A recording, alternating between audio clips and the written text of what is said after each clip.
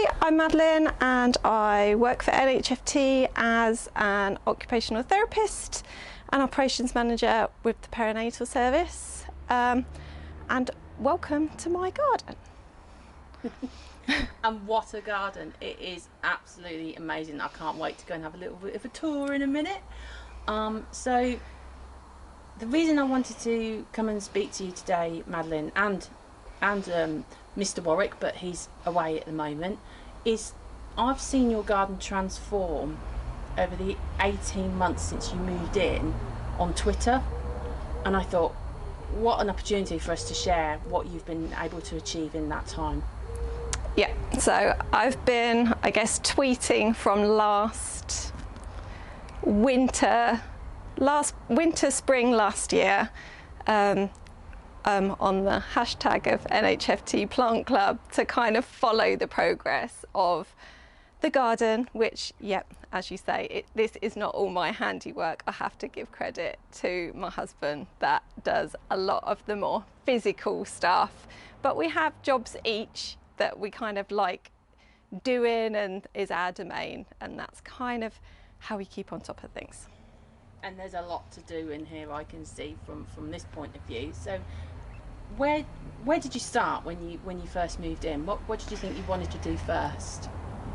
I think what we decided, well, first it was winter. So ultimately there's only certain things that you can do in winter. So planting up beds and making it look all pretty is not the job that you want to do first or can do first when it's February. So the first thing was we decided we were going to work from the back to the front, because ultimately we wanted a working garden, a sustainable garden, and you can only do that if you get like your greenhouse and everything set up first, because that's what's going to help us the whole way along as the years go on. So that was the first thing, and ultimately we've got 2 young kids, and the back of the garden was the most dangerous part, with loads of it was like a rockery, but it wasn't stable, it wasn't steady, it wasn't really child friendly. So we needed to make it safe for them as well, and make them interested in what we were going to do at the same time. So have they got a special part of the garden? Is that theirs? No, but they do have certain jobs. So my eldest son painted all the raised beds that you'll see as you go on. So that was his job for, money for playing his computer games. He got money for painting all of those for us. So he did that painstakingly. And my youngest son is very keen waterer. He's happy to come out half an hour every night, help us water.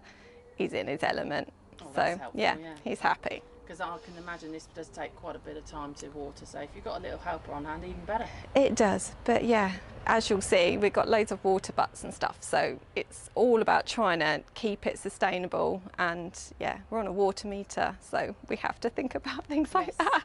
Yes.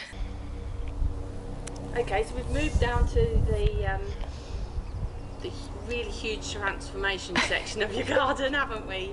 And wow, I'm so excited to find out what's growing in where, so take it away. Okay, so we've got a combination of things. So we've got 2 cut flower beds, so this one here and that one at the back, and then all the rest is fruit and veg.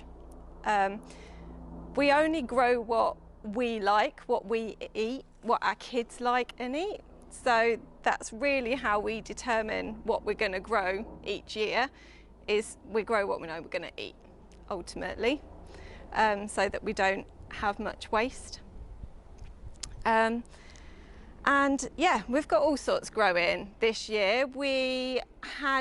Last year we had mainly, what have we got? Potatoes, parsnips, carrots,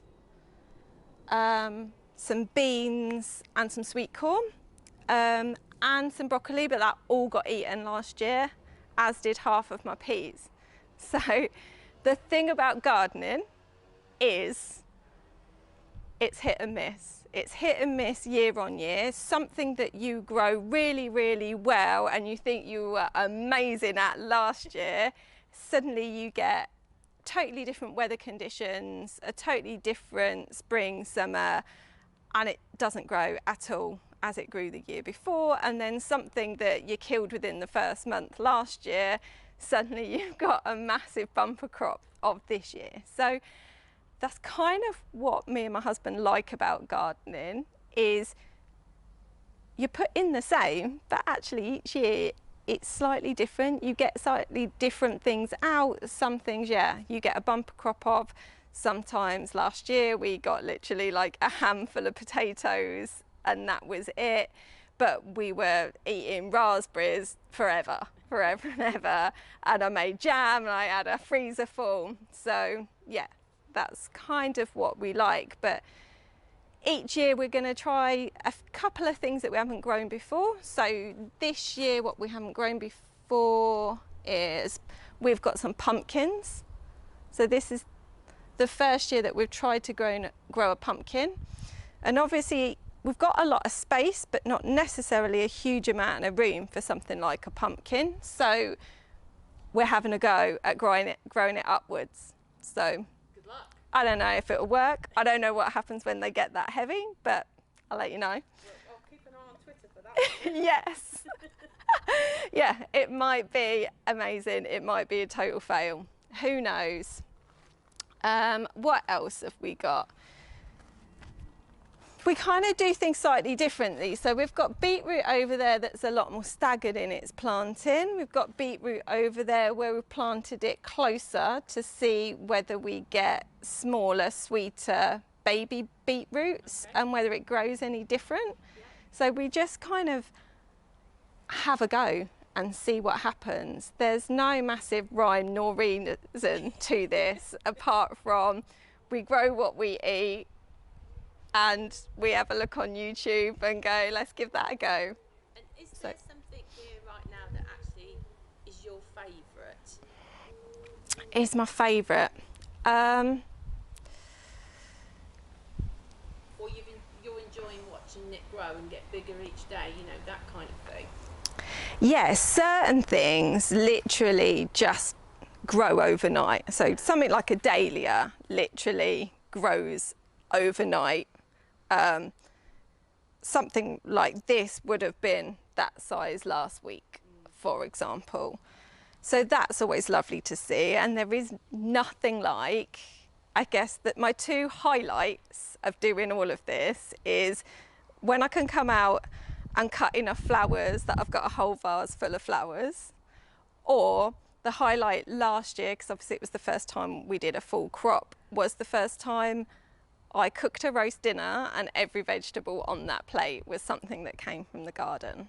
And that must have been really special. And that there is something really satisfying, yeah, about kind of looking at what you're eating and going, I did that. Proper proud moment. Yeah, definitely. And it tastes better as well, actually. I think so. I don't know. I don't know if it's the taste of pride or whether it actually does. But I think, again, like it's organic. So there's something nice about knowing how it was grown, where it was grown, and yeah, that you did it. Yeah. It's a taste of success, exactly. I think it is, Suze. Exactly. And also, I know that, I mean, as well as doing all this, you're doing your bit for nature as well, aren't you? Yeah, so obviously all of this only grows if we get nature in the garden. Obviously certain parts of nature in the garden that we don't always want. We got quite a lot of established trees around here, so pigeons love our garden, pigeons love our broccoli, love our peas, so hence why they're covered. We didn't make that mistake twice. So yeah, but you know, it still comes in. We don't put anything off, but we've got, my husband made a bee column so that we try and attract the bees. Where we obviously plant our borders, we try and plant as many pollinators, because ultimately if we get the pollinators in, then it helps us grow our veg. So, and my kids love it. My kids love looking in our little wildlife pond, seeing frog spawn, seeing it grow, seeing what's going on, having a little look, you know, they picked a caterpillar off something the other day and put it in one of those things, and then watched it grow into a butterfly and let it back out in the garden. So yeah, doing all of those things all matters. It's not really just about the planting the seed, the watering it and growing it. It's about the whole sustainability of the whole cycle. So we talked about learning and how the pigeons loved your broccoli and loved your peas last year. They're not getting any chance this time. Have you noticed anything else this year at the moment, or are we safe to say that we should be okay? I'm in a slight battle with my strawberries right now with the slugs. So slugs do love a strawberry, but my theory is there's fewer slugs than the amount of strawberries that are going ripe. So if I get out every single day and I pick them quick enough, there should be enough to go all round. So I don't really mind. I don't mind the slugs getting a few. I don't really mind the pigeons or whatever. I don't mind them getting a few. It's all part and parcel of it happening. But yeah, there's certain strategies. So the strawberries I have my close eye on right now. And yeah, and then my other two are netted. So yeah, they're my danger zones right now. But yeah, we'll see. There's always a surprise around the corner of the next thing you didn't think of, or the next thing that you didn't have a problem with last year, so you don't think you are this year, and then suddenly you do. Yeah, it's all learning, isn't it? Yeah. So what's next? I mean, I know we've got all this going on at the moment, but what would you be looking at doing next, do you think? What we're really looking at doing now is trying to grow more things from seed. So we're trying really hard, because we've got a big garden. It's a lot of area to keep, but obviously it would be really, really expensive if you're down the garden centre every single weekend buying established plants, and we can't operate like that, particularly in these sort of times. So what we're focusing now on is, you know, we've got everything. We've got the greenhouse, we've got the water, we've got our own composting bays, we've got our own compost. We can plant stuff from seed, and we can try and grow and propagate as much as we can, so that we don't have to buy plants. That's the ultimate goal. So how do you know if you've grown just the right amount, or if you've grown too much?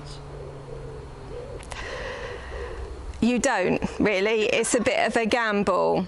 And I guess because this is the only second year that we're growing, that is something that we're learning. So we're learning still all the time how close and far apart you grow things to get your plants to grow the right amount. So that's one thing. So like our potatoes last year, they're growing in bags, not in the ground. So we planted too many seed potatoes for the bag, and then you didn't get a very big crop, and the actual potatoes were much smaller.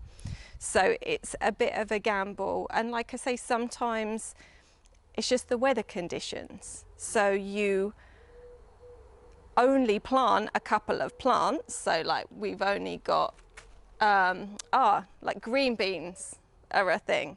So I've got 4 plants. It doesn't seem that much, but when you pick them more grow, when you pick them more grow. So actually 4 plants is more than enough. And I gift stuff ultimately. I don't ever throw it away. So either I use stuff that we don't need and it goes in the compost. So ultimately it all comes around again. Or I put stuff on gifting site or out the front of the house, and people can just come and take fresh veg. Like if I'm not going to eat it all, then I give it to people who will ultimately, and it all goes. I'm sure. Nice little gift occasionally. So I suspect with this being your working part of the garden, it's working all year round. Yes. So, like for now, we can see what you've got planned for the summer months. What would you do like come autumn, winter time?